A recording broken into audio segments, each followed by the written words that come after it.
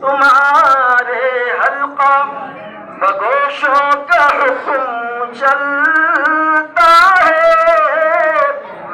تمہارے حلقہ بگوشوں کا حکم چلتا ہے، تمہارے حلقہ بگوشوں کا حکم چلتا ہے تاج دار تمہارے گدا غریب و نواز ہے، تاج دار تمہارے گدا غریب و نواز، عطا کیا ہے خدا نے مجھے وہ دل مانی،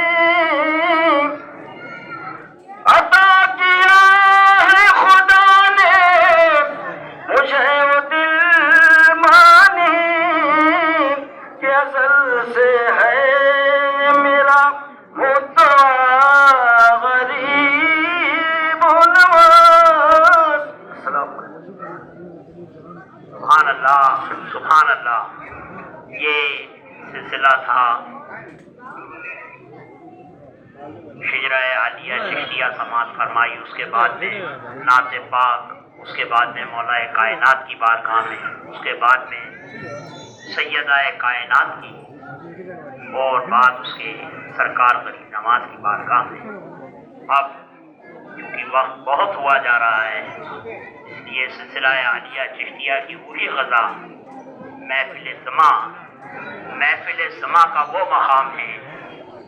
آج اس سے قبل کے محفل سما ہو، آج تمام سوشل میڈیا پر سرکار غریب نواز کی بارگاہ کو لے کر کے اور یہاں سے متعلقین کو لے کر کے طرح طرح کی باتیں کی جا رہی ہیں، لہذا یہ سلطان الہند عطائے رسول کی بارگاہ ہے، اور ہندوستان میں جو اسلام آیا حضور سرکار غریب نواز کے قدموں کی برکت ہے۔ بانداز نبوت دین کی تبلیغ فرمائی، بالفاظ دیگر پیغمبر ہندوستان خواجہ۔ تو یہ وہ بارگاہ ہے کہ جو اہل نظر ہیں، ظاہرہ تو بشری تقاضا یہ تھا کہ حضور سرکار غریب نواز یہاں پر تشریف لائے، مگر جس انداز میں حضور سرکار غریب نواز کی یہاں پر آمد ہوئی، اور 45 سال حضور سرکار غریب نواز نے یہاں پر گزارے، 45 سال میں 92 لاکھ لوگوں کو مشرف و اسلام کیا۔ یہ ایک تاریخ ہے جو صبح قیامت تک خواجہ کے نام پر لکھ دی گئی ہے، اور یہ مقام و مرتبہ، یہ منزلت حضور سرور کونین صلی اللہ علیہ وسلم کے صدقے میں اللہ رب العزت نے عطا کی۔ تو بات لمبی چوڑی کرنے کی ضرورت نہیں ہے، بات یہ ہے کہ آج کل جو باتیں چل رہی ہیں، جو لوگ تبصرے کر رہے ہیں، طرح طرح کی باتیں ہیں، اس میں تمام جو عاشقین ہیں، تمام جو چاہنے والے ہیں، ان کی دل شکنی ہو رہی ہے۔ صرف بات اتنی سی سمجھنے کی ہے، اختلاف کیا ہے؟ اختلاف کچھ بھی نہیں ہے۔ جہاں تک سرکار غریب نواز کی بارگاہ ہے، یہاں پر کسی کو بھی منع نہیں کیا گیا ہے، نہ منع کیا جا سکتا ہے، کیونکہ یہ فیض کا سمندر ہے، اس پر سب کا حق ہے، کسی کو بھی یہاں پر کسی نے بھی منع نہیں کیا ہے۔ جو آج کل باتیں ہو رہی ہیں، تو میں سمجھتا ہوں تھوڑا سا خلاصہ یہاں پر تاکہ یہ پیغام لوگوں تک جائے۔ بات اختلاف صرف اس بات کا ہے، ایک دینی اور ایک دنیاوی دونوں مثال دینا چاہتا ہوں۔ بارگاہ رسالت مآب صلی اللہ علیہ وسلم، مدینہ طیبہ، مدینہ منورہ، گنبد خضرا ہمارے آقا و مولا حضور سرکار دو عالم صلی اللہ تعالیٰ علیہ وآلہ وسلم کی بارگاہ میں جب ہم حاضر ہوتے ہیں، ہاں وہ کتنا بھی بڑا چشتی ہو، کتنا ہی بڑا چشتی ہو، میں سب سے پہلے چشتیوں کا ذکر کر رہا ہوں، کتنا ہی بڑا قادری ہو، کتنا ہی بڑا سہروردی ہو، کتنا ہی بڑا نقشبندی ہو، جتنے بھی سلاسل ہیں، کوئی بھی مسئلہ ہو، کوئی بھی فرقہ ہو، وہ خواہ کتنا ہی بڑا ہو، یہ تو مشایخ عظام کی بات تھی۔ یہ روح زمین پر مولا کائنات سے لے کر آج تک جتنے بھی مشایخین ہیں، میں ان سب کا ذکر کر رہا ہوں، کسی ایک کا نہیں۔ اب آئیے علماء حضرات کی بات، تمام محدثین، تمام بڑے بڑے ائمہ، مفتیان، علامہ، فہامہ ہو، کتنے بھی بڑے ہو، میں صحابہ اکرام سے لے کر کے اور آج تک کی بات کرنا چاہتا ہوں۔ کوئی مجھے یہ بتائے کہ اس گنبد خضرا کے سامنے جب آپ حاضر ہوں اور وہاں پر حاضر ہونے کے بعد میں کوئی گروپ ہو، کسی بھی سلسلے کا ہو، کسی بھی فرقے کا ہو، کسی بھی مسلک کا ہو، وہ وہاں پر کھڑے ہو کر کے اگر یہ کہے کہ دیکھو دیکھو کون آیا، شیر آیا، شیر آیا، کیا یہ بات ہضم ہوتی ہے؟ اللہ رب العزت کو کتنی تکلیف ہوگی جب اس کے حبیب پاک کی بارگاہ میں جا کر کے کوئی ہو، سارے کے سارے روئے زمین پر جتنے بھی امتی ہوں، جتنے بھی صوفی ہیں، جتنے بھی علماء ہیں، جتنے بھی ائمہ ہیں، جتنے بھی محدثین ہیں، سارے کے سارے اس در کے غلام ہیں۔ آقا کے سامنے غلام کو ہمیشہ یکسائی کرنی چاہیے۔ یہ تو ہوئی ایک دینی مثال جو تمام علماء، تمام صوفیہ کے لیے بارگاہ سلطان الہند عطائے رسول حضور سرکار غریب نواز کی بارگاہ سے ہم دینا چاہتے ہیں۔ اب آئیے ایک دنیاوی مثال جو کہ ہر شخص اپنے انداز میں سمجھتا ہے۔ بھئی دنیا کا بھی ایک نظام ہوتا ہے نا، جیسے روحانی نظام ہے۔ ہندوستان کے اندر جتنے بھی اسٹیٹس ہیں،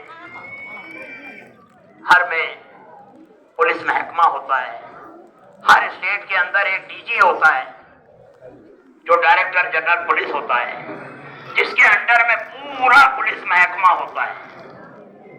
اب کسی اسٹیٹ میں کسی ڈی جی پی کے آفس کے سامنے کچھ لوگ جا کر کے کھڑے ہوں اور معمولی کسی داروغہ کے لیے یا کسی تھانے دار کے لیے ڈی جی پی کے دفتر کے سامنے جا کر کے یہ کہیں کہ دیکھو دیکھو کون آیا، شیر آیا، شیر آیا، کیا ہوگا؟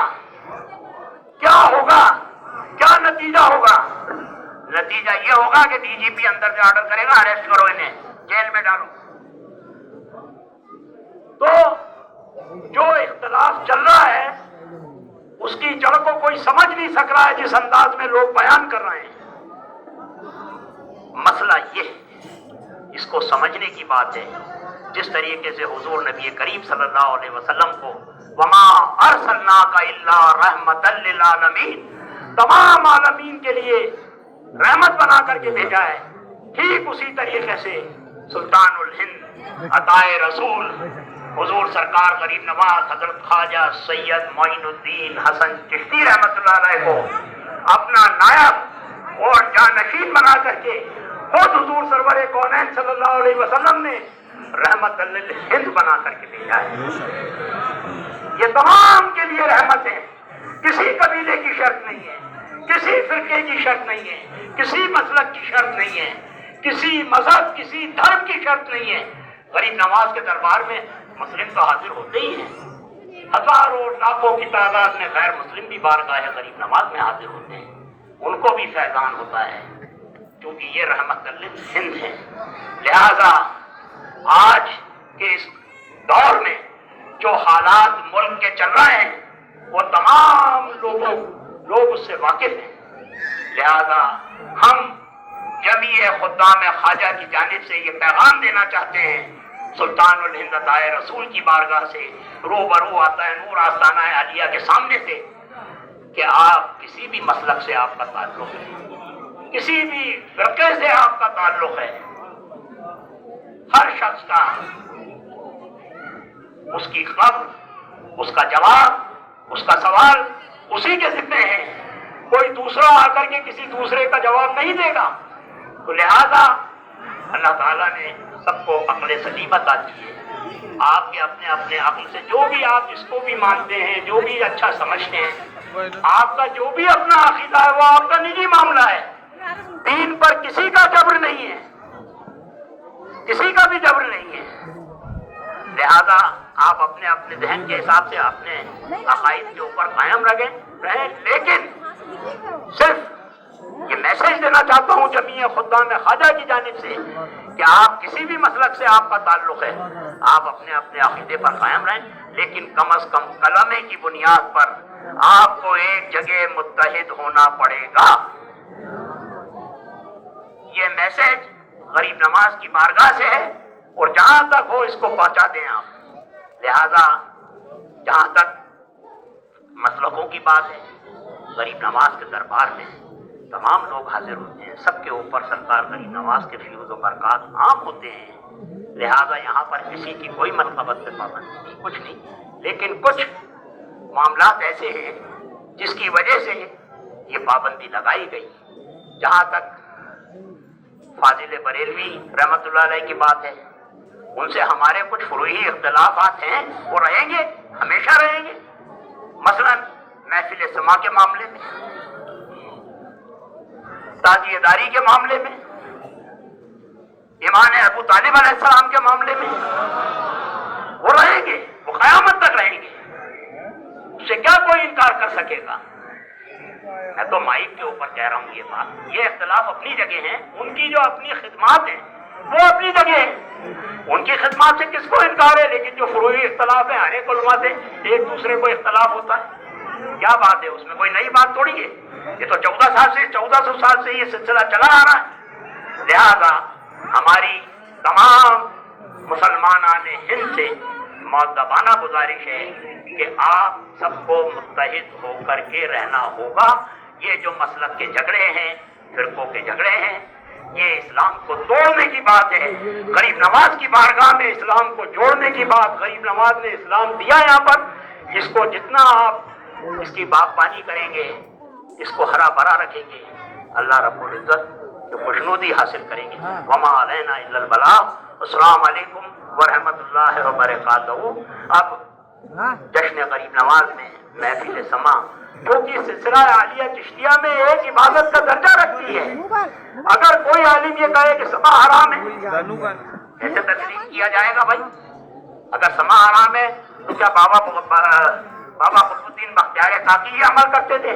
حضرت نظام الدین اولیاء محبوب الہی یہ کرتے تھے؟ جتنے بھی اقربا ہیں، جتنے بھی سلسلہ عالیہ چشتیہ کے بزرگ ہیں، تو ہمارے یہاں پر ہمارے اس سلسلے میں محفل سما ایک عبادت ہے، عبادت کی نظر سے جس کو یہ سمجھ میں نہیں آتا وہ اپنے وہاں رہیں۔ لہذا اگر کوئی یہ بات کرتا ہے یہاں پر آ کر کے تو مجھے یہ بتائیں کہ ان کے مسلک میں جا کر کے ہم کہیں بھائی محفل سما ہم تو پڑھیں گے، کیا یہ جائز بات ہوگی؟ کبھی نہیں ہوگی۔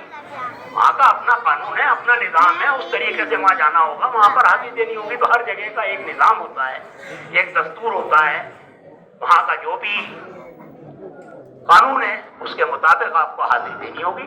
صرف یہ میسج میں یہاں سے دینا چاہتا تھا، میرا دل چاہ رہا تھا، حالانکہ کوئی وقت نہیں تھا، موضوع نہیں تھا، لیکن حالات کے تحت مجھے یہ بیان کرنا پڑا۔ وما علینا الا البلاغ۔ السلام علیکم ورحمۃ اللہ وبرکاتہ۔